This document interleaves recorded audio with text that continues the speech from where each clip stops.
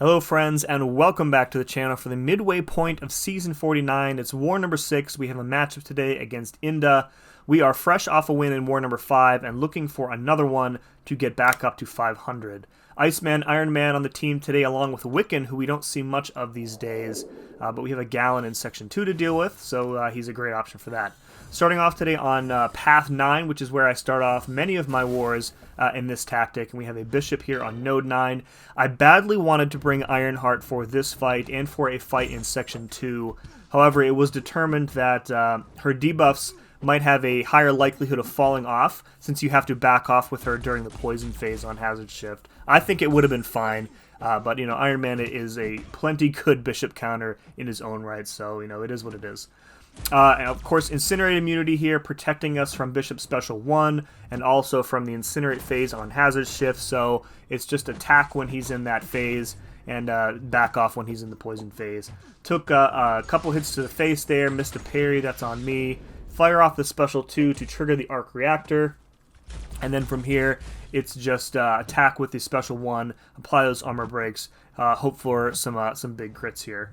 I tend to not enjoy Hazard Shift fights where I have to actually back off during half the fight. I prefer bringing in champs who have the double immunity just because, I talk a lot in my videos about the rhythm and flow of a fight, and needing to back off and do nothing for literally half the fight I find to be very annoying, but, again, it is what it is, and Bishop is, without a good counter on this node, he is a huge pain in the butt, but Iron Man is a great champ for this fight, and many other Bishop fights for that matter here.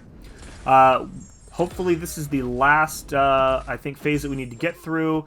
One more combo. Again, I don't use my striker there. I don't really know why I'm not doing that. I wish I could remember what I was thinking in the moment. Alright, we have a KRAVEN here on Node 18. I took this fight last season early on before they changed the tactic, and also before I kind of really knew what was going on with the tactic. And the fight back then was I found very annoying. So I felt much more prepared for this fight this time. I kind of had a much better plan in mind as far as keeping up my prowess, making sure to parry to get additional prowess, and then backing off at 4 hits in order to prevent him from throwing the Special 1.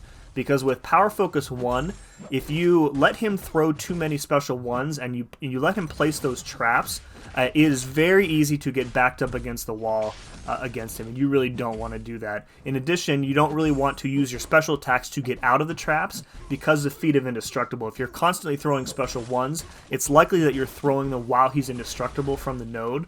Yeah, so this is a much cleaner attempt, as you can see, a much faster attempt as well, and a good blueprint for that fight in the future.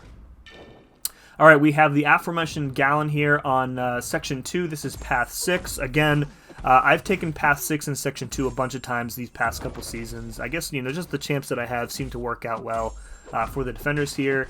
GALAN is a hilariously easy fight with Wiccan almost anywhere. We've got the Neutralize up, we've got the Flame spell up, and then we're going to pause everything with the Resistance spell during his Special 1, and he is pretty much just going to completely melt away here. Refresh the Neutralize there with the Light combo ender, and back into a Medium combo ender and another Flame spell, and I think we just need to bait out this one Special 2 from him, and he gains a bunch more buffs and melts himself down. So very, very easy fight. Alright, last fight of the war for me is a SAURON on Node 33, and again, I would have preferred to use Ironheart here just because I like using her more.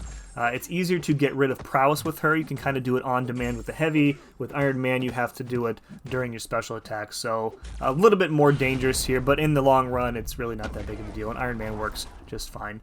Right there, I was late on the parry on the Special 1, so I took a couple hits there, and then he was unblockable after the special, and I wasn't prepared for it, so no big deal though. Again, this is our last fight, so as long as we get through it, it's fine. And I don't think we mess up another Special 1 parry the rest of the fight here. You don't want to try and punish the Special 1 after you parry it because he will 100% guaranteed parry you, and then bad things will happen. So, got the Arc Reactor up, fire off the Special 1, apply 3 armor breaks there. That does a nice chunk of damage, and then the fight is pretty much over at this point.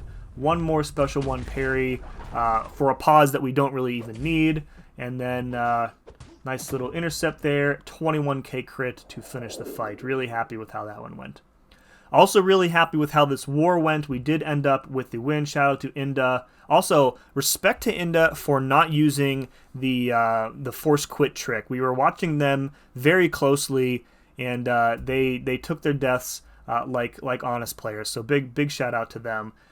This was actually the first war that I have ever been in SSX where we won on time. So Inda was down to 2 fights left, and they were ahead by 1 attack bonus.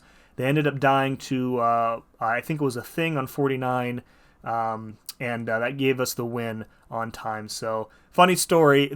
So I keep the historical war statistics in like a big spreadsheet for the Alliance, and up until now, the sheet was coded to automatically assume that whenever we tied on attack bonuses that we automatically lost the war on time, because we are usually a very slow alliance.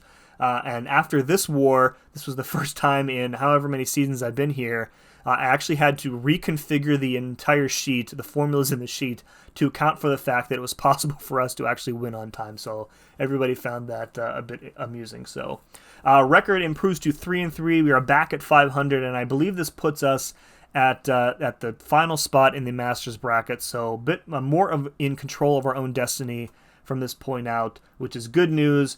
We have a bit of a murderer's row coming up in terms of opponents, I would expect. So we'll see how that shakes out, but really happy with being back to 500 and being back in the top 20. So that's about it for this one. As always, thank you very much for watching. See you again next time.